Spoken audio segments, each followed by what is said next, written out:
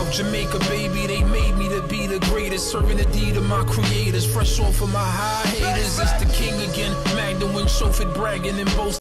Yo, what up, y'all? It's your boy Dollars. Welcome back to the channel. It's another day, another dollar video. This time we got Savages from the 6 Tyke. I just reacted to one of his joints. Thought that shit was fire, and that shit made me interested in seeing what he's about, what happened with him, if he's alive or if he's dead. He's probably doing mad time. But yeah, let's hop in this joint. Before we hop in this joint, check out the promo. What's good, all my Canadians? If you live in Toronto, I want to put you on to Eastside Finest Cannabis. Eastside Finest Cannabis is a fully licensed medical marijuana dispensary that specializes in THC-infused edibles. They have an assortment of edibles which include things like Starburst, Nerds, Gummy Bears, cereal bars, and recently added to the menu is the Champion Loud Packs, which include 14 grams of the top quality grown flowers. Eastside Finest Cannabis also has THC infused syrups in 6 different flavors to pour up in your drinks. Eastside Finest Cannabis is based out in Toronto in the Scarborough area, and they sell products individually and wholesale. They also deliver for a small fee and ship all over Canada. Be sure to check out their store and follow them on Instagram _Eastside's Finest _. Links will be in the description below. It's your boy Dollars. I'll holler. Alright, now that y'all back, let's check this out, man. I'm excited to see more about this. If there's any more Savages from the 6 that I haven't checked out yet, I'm pretty sure I did almost all of them, but if I haven't done all of them yet, let me know, and I'll try to get those done for y'all too. You don't wanna see me with my gun running at ya. If I empty this magazine on you niggas, this final chapter. Murder foes, and then I'll burn my clothes after. Clips filled to the climax. This is 33-year-old Michael Gibson, who goes by Tyke. He's a rapper hailing from the Regent Park area. Oh, he's from the Regent. Second half of the duo, Tyke and Turk, aka TNT. This pair is known for tracks like Flat. Oh, wow. That's crazy. Now, I'm pretty sure y'all probably mentioned that to me, but listen, I get so many comments, I don't be remembering shit, you know, but he was cool with Turk. That's crazy. And the second half of the duo, Tyke and Turk, aka TNT. This pair is known for tracks like Flatline, Missing You, Outlaws, and dozens of other songs. Oh yeah, I'm gonna have to react to those. Tyke also has a list of his own singles, such as Stay Schemin', Bloodline, Ain't As Change, and more. Now it seems like Tyke was a promising rapper, but growing up in a neighborhood like Regent Park, he got caught up in the streets and sadly set on a violent path in the center of an unfortunate story. So today, on Savages from the 6, we'll take a look at Regent Park's Tyke. Now Tyke was raised in the south half of the large spanning Regent Park, which is one of Canada's first housing projects that sadly, over the years has become the birthplace for a handful of gangs, leading to violence and drug trafficking in the area. This was the place where Tyke called home. Y'all said that video, that was Casper K Money right here. I reacted to that Toronto CCTV shit, so some of y'all said this is Casper and TNG. I said Casper and TNG. Casper and his brother K Money. That's crazy. And drug trafficking in the area. This was the place where Tyke called home. By the young age of 14, he found himself taking a liking to rap, and it only escalated after meeting Turk in 2004. The two clicked and they began making tracks together over the next few years. In 2007, Tyke and Turk released their first debut album, Bout to Blow, which managed to sell over 4,000 units across the nation, with HMV putting the album on shelves, selling out within days. Musically, things were going great for Tyke, and it seemed like he had a solid future laid out. He was consistently putting out tracks and focusing on his craft. Unfortunately, his focus would slowly start to diminish as he grew older and started becoming involved in more than just rapping. Tyke found himself tied up with a notorious gang. I guess that shit usually happens. Let's say you're doing music for a while and you feel like it's not paying off. So you get caught up in the distractions of the streets and you forget about, you know, the plan. Sometimes people expect they shit to happen overnight. It doesn't work like that. You know, you got to keep grinding. You got to be honest with yourself. Like, am I doing enough? Is the music hot enough too? That's another thing. Gang in Regent Park called Sick Thugs, also known as Silent Soldiers. This is a proven violent group with links to shootings and homicides all over Toronto, stemming from their ongoing beef with gangs around the city like Halal Gang, MGF, which is the group that slain rapper Smoke Dogg. What? They were beefing with Halal Gang? They from the same hood? Hold up. Shootings and homicides all over Toronto, stemming from their ongoing beef with gangs around the city like Halal Gang, which is They both from Regent Park, and they were beefing with each other? the group that slain rapper Smoke Dogg was part of. Members of Sick Thugs have habitually appeared on news reports and media, accused by police of everything from murders to heists, and even finding themselves to be victims of homicides too. The two people killed in the publicized Eaton Center shooting of 2012 were both alleged Sick Thug members. Tyke's family relative, Marcus Gibson, also an alleged member, was found dead in a Rivertown. You said Tyke's family's relative. All you had to say was Tyke's relative. You didn't have to say family's relative, brother. Bring that back. 2012 were both alleged Sick Thug members. Tyke's family relative, Marcus Gibson, also an alleged member, was found dead in a Rivertown home in 2016. Wow. Marcus was previously acquitted of a first-degree murder charge in the 2014 Garden restaurant shooting that left a man shot to death. Damn. The members of the gang have constantly found themselves in the media. Left the man shot to death. The members of the gang have constantly found themselves in the media's eye, and Tyke would soon follow along for his first documented history of police. This incident takes place on February 19, 2010, a few years after Tyke saw success with his first debut album with Turk. Police were investigating a unit at 25 Polson Street, located on the waterfront of South Toronto. This was actually a recording studio that Tyke and other artists used. In the early morning hours, police raided the studio and ended up arresting 8 people, one of those people being Tyke. Police began searching the unit and the entire building. They came across a certain room and then removed the ceiling tiles, exposing a secret stash. They seized a large quantity of crack, oxycodone, and marijuana, as well as 2 loaded handguns. Tyke and the others were all... Somebody snitched. Because when he said, oh, the police were investigating, obviously somebody had to tell them that there was more than a studio there for them to even want to investigate in the first place. Arrested, but somehow all 8 of them ended up being acquitted of any of the charges related to the raid. Even though Tyke was acquitted, it seemed like he was involved with Sick Thugs, and so police made sure he stayed on their radar. The next instance of Tyke would be in a crime more heinous than the last. We're now brought to April 2nd, 2016, to a bar at 366 Queen Street East called Fuse. Tyke and a few of his friends were at this bar, remembering another friend and fellow Sick Thugs member, Sion Carrington, aka C-Sick, who was shot and killed just a month before, relating to a gang feud.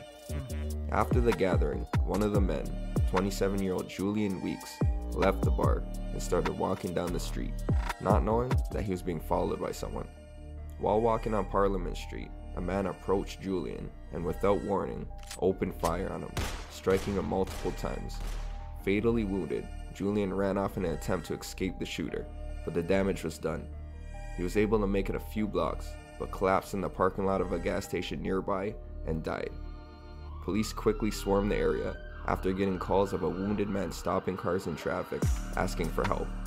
When they arrived to find Julian deceased, laying in a large pool of blood, they followed the trail that led back to the Fuse bar. There, Alright, hold up. I'm lost right now. So the dude Julian, he wasn't a part of Sick Thugs. That shit I just had a blank moment right there. They were celebrating their man's thing. Carrington, aka C-Sick, who was shot and killed just a month before, relating to a gang feud. After the gathering, one of the men, 27-year-old Julian Weeks, left the bar and started walking. He said one of the men, but he didn't clarify if he was with Tyke celebrating the thing, or not celebrating, remembering the guy that died. I'm confused. Is this gonna lead up to Tyke? Like he has something to do with this? became deceased, laying in a large pool of blood. They followed the trail that led back to the fuse bar. There, the police discovered more blood and a bunch of shell casings. Now that they determined the scene of the shooting, they started to investigate. Police took statements from various witnesses, Cameras. but at the time, they had no description of a suspect and no leads towards finding the shooter. But things would change fast. Thanks to the help from the community, as well as investigations, within a couple of weeks, the police were able to come up with a prime suspect for the murder. Michael Gibson, Tyke, was declared the shooter and was now wanted for first-degree murder. It seems like Tyke and the victim Julian knew each other, but there wasn't a clear motive for the killing. There's some... That's what I'm like confused about. He said that they were there at that bar remembering one of their friends. This guy left and he got followed, and Tyke supposedly shot him. I'm confused. It's not making no sense. Speculation that Julian had some sort of ties with Halal Gang, and this could be a reason for Tyke targeting him. Regardless of the cause, months went by and it wasn't looking like Tyke was turning himself in. Months turned to over a year, and in March of 2017, police made a statement to the public saying they think Tyke may have fled the country, in turn putting him on Toronto's most wanted list, considering him armed and dangerous. Now the police already had a suspicion that Tyke had fled Canada, but they had no idea where in the world he was.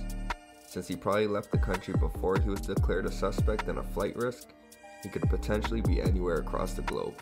The Toronto police continued He went to Cuba, but they themselves wouldn't end up ever finding him. It would actually be a different police force from a whole different country at the edge of the continent. We're now brought thousands of miles away from Toronto to the small Caribbean island of Aruba. I said Cuba. I was just joking, and he said Aruba. I was close, man. I was close.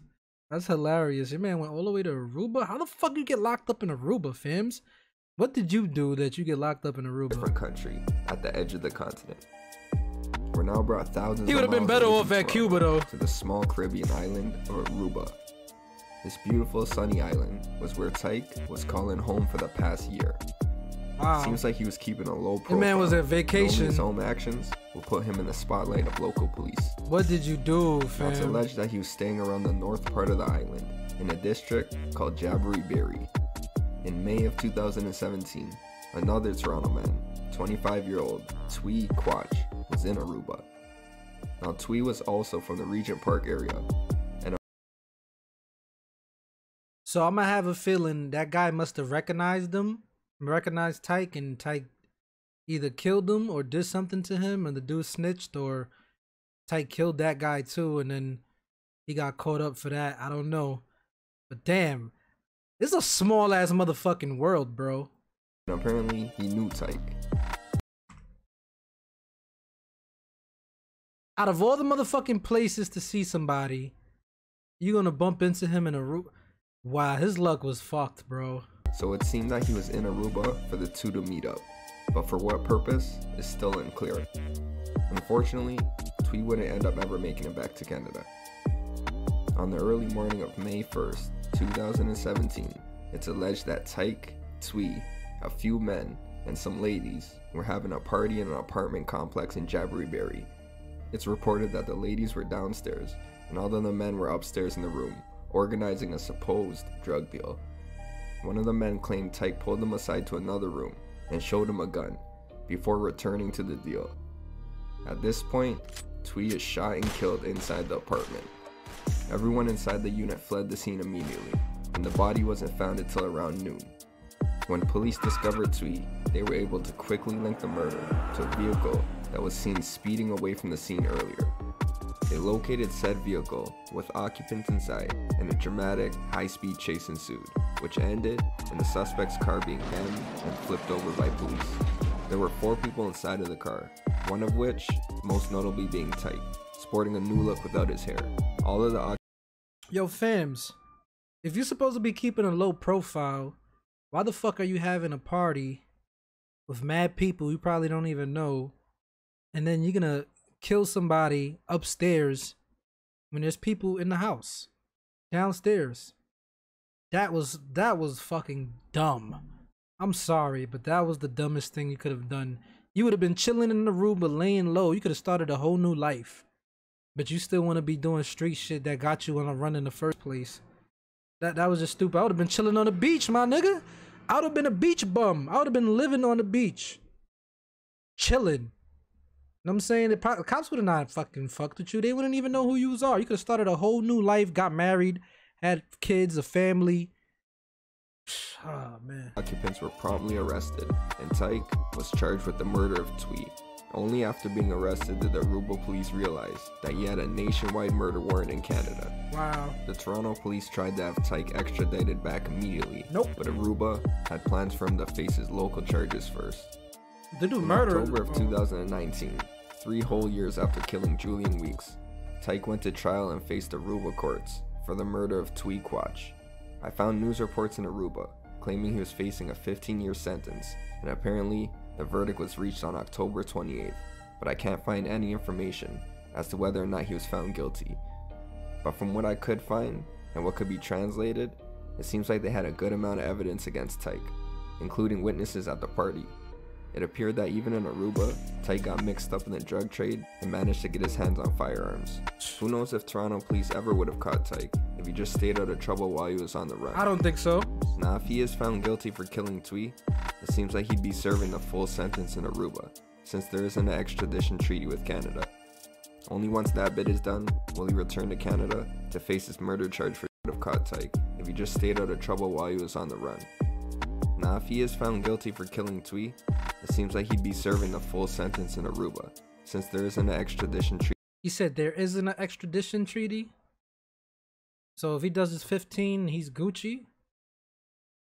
Like he do his time and he's out, he'll be free over there, but I don't know. Treaty with Canada. Only once that bit is done will he return to Canada to face his murder charge for Julian. No. Now whether or not Tyke is in Canada, he gotta do his whole 15, then he gotta get shipped over there to Canada and face the time. Oh my god. or Aruba, we know for sure that he'll be behind bars either way. It seems like he was as deep in the streets as he was in music, and frankly he was dedicated to both. It's another tragic end to a story, with 2 lives lost and more lives affected. Tyke really had a potential in rap, but he proved that sometimes your environment can really just overpower individual talent. Rest in peace to all those who died in this story.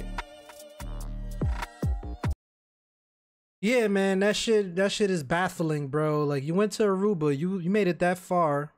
You know what I'm saying? You could have had a whole new identity, start a family, lay low, stay out of trouble.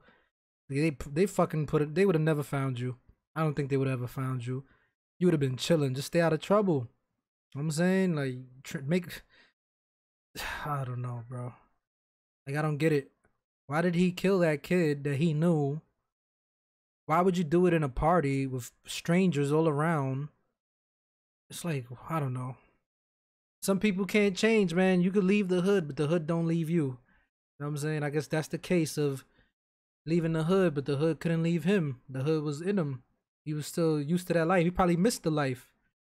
So he got involved and he put himself in another predicament that could have been avoided. Yeah, and I was surprised. I didn't think that, you know, they both, he's from Regent Park. Halal Gang's from Regent Park. Why were they beefing with each other? They from the same hood, but I mean, that happens sometimes. Anyway, you guys fill me in with a little more info. Break this shit down for me and let me know what y'all think.